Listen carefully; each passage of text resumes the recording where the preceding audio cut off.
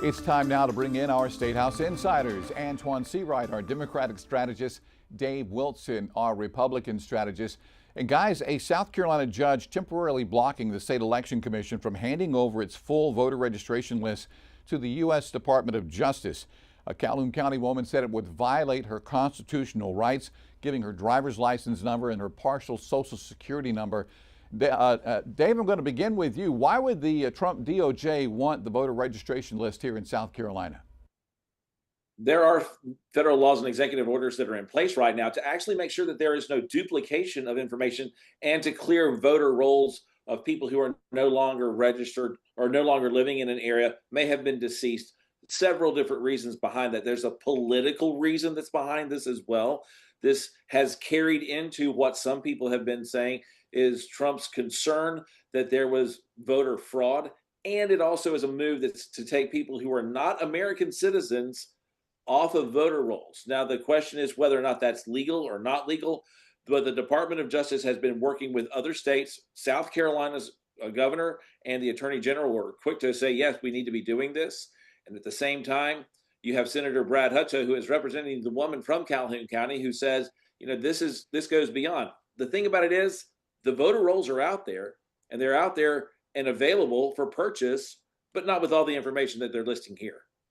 And that's the whole point. The voter participation rolls are available and they can be purchased, but not with your driver's license and not with the last four digits of your social. We certainly do not want South Carolina voters' information in the hands of a 27-year-old by the name of Big Balls who works for Doge, and God knows what happens to the information when it goes up to our DOJ. We know that by way of the Constitution, states run elections. Therefore, the federal government has not a dang on thing to do with elections, and that's where the rule of law should be applicable and should apply here.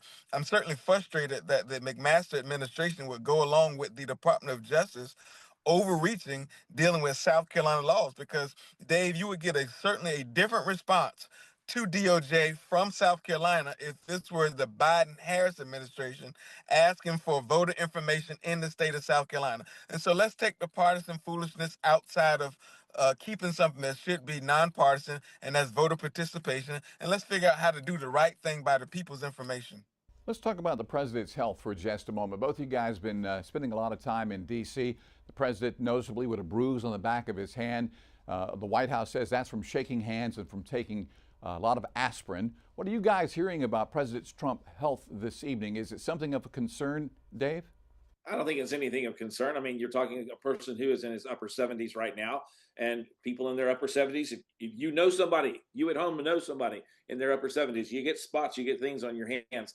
The thing that you have to look at is this: the president apparently remained fairly active over the weekend.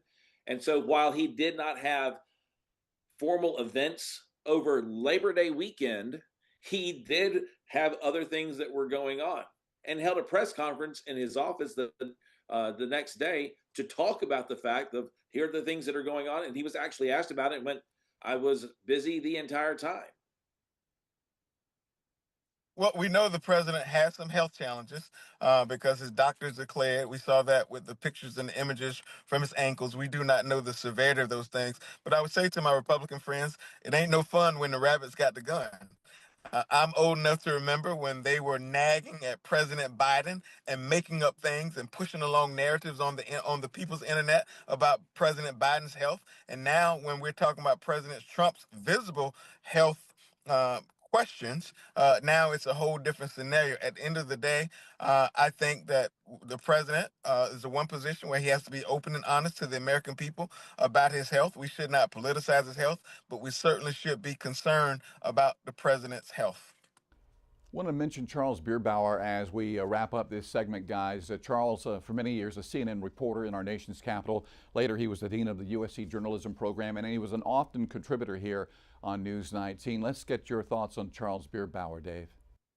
I think Charles Bierbauer did a lot to bring a lot of credibility to the journalism program at the University of South Carolina. He was essential in making some massive changes. Having been a journalism major, when we took classes down in the Coliseum, his first office was down there when he was a dean of the College of Journalism, and he was responsible for a lot of the moves that took place to a brand new facility up there in the center of campus and brought a lot of changes.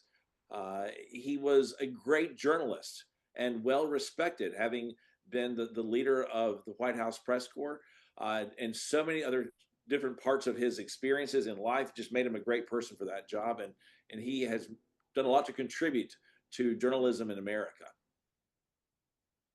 Well, he certainly, Charles, was an anchor of a man.